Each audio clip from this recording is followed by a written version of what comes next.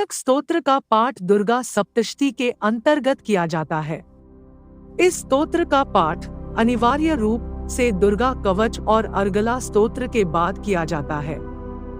मार्कंडेय जी कहते हैं, विशुद्ध ज्ञान ही जिसका शरीर है, तीनों वेद ही जिनके 3 दिव्य नेत्र हैं, जो कल्याण प्राप्ति के हेतु है तथा अपने मस्तक पर अर्धचंद्र का मुकुट धारण करते हैं, उन भगवान शिव को नमस्कार है।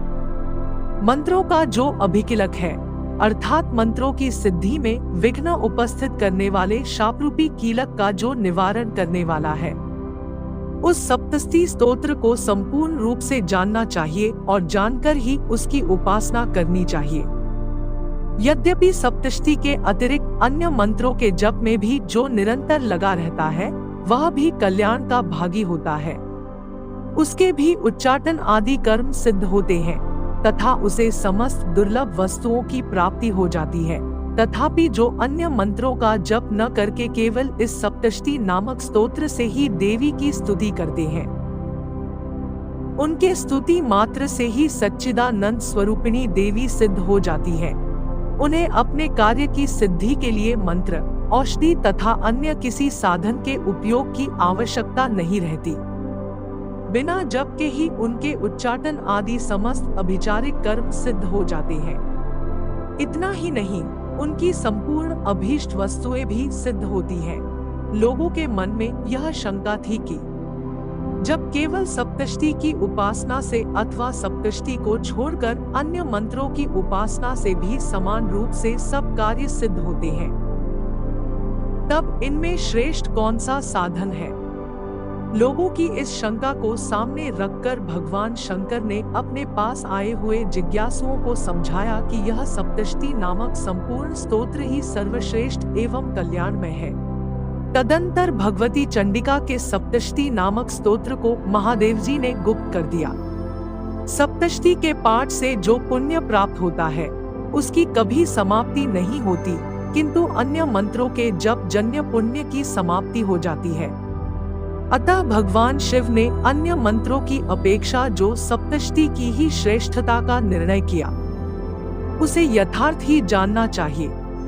अन्य मंत्रों का जप करने वाला पुरुष भी यदि सप्तशती के स्तोत्र और जप का अनुष्ठान कर ले तो वह भी पूर्ण रूप से ही कल्याण का भागी होता है, इसमें तनिक भी संदेह नहीं है।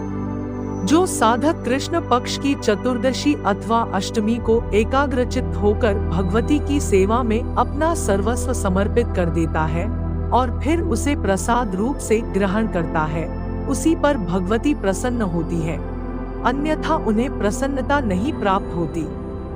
इस प्रकार सिद्धि के प्रतिबंधक रूप किल के द्वारा महादेव जी ने इस स्तोत्र को कीलित कर रखा है। जो पूर्वोक्त रीति से निष्कीलन करके इस सप्तशती स्तोत्र का प्रतिदिन स्पष्ट उच्चारण पूर्वक पाठ करता है, वह मनुष्य सिद्ध हो जाता है, वही देवी का पार्षद होता है और वही गंधर्व होता है। सर्वत्र विचरते रहने पर भी इस संसार में उसे कहीं भी भय नहीं होता। वह अपमृत्यु के वश में नहीं पड़ता तथा देह त्यागने के अनंतर मोक्ष प्राप्त कर लेता है। अतः कीलन को जानकर उसका परिहार करके ही सप्तशती का पाठ आरंभ करे। जो ऐसा नहीं करता, उसका नाश हो जाता है। इसलिए कीलक और निष्कीलन का ज्ञान प्राप्त करने पर ही यह स्तोत्र निर्दोष होता है और विद्वान पुरुष इस निर्दोष स्तोत्र का ही पाठ आरंभ करते हैं। स्त्रियों में जो कुछ भी सौभाग्य आदि दृष्टि गोचर होता है, वह सब देवी के प्रसाद का ही फल है। अतः इस कल्याणमय स्तोत्र का सदा जप करना चाहिए। इस स्तोत्र का मंद स्वर से पाठ करने पर स्वल्प फल की प्राप्ति होती है और उच्च स्वर से पाठ करने पर पूर्ण फल की सिद्धि होती है। अतः उच्च स्वर से ही इसका पाठ आरंभ करना चाहिए।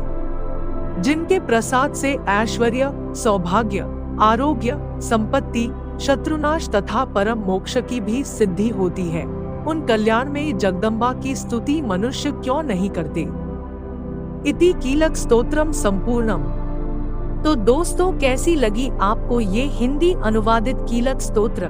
कमेंट सेक्शन में जरूर बताना और अगर अच्छी लगी हो तो एक लाइक करके इस चैनल को सब्सक्राइब कर लीजिएगा और हाँ, नोटिफिकेशन बेल को जरूर से प्रेस कर लीजिएगा।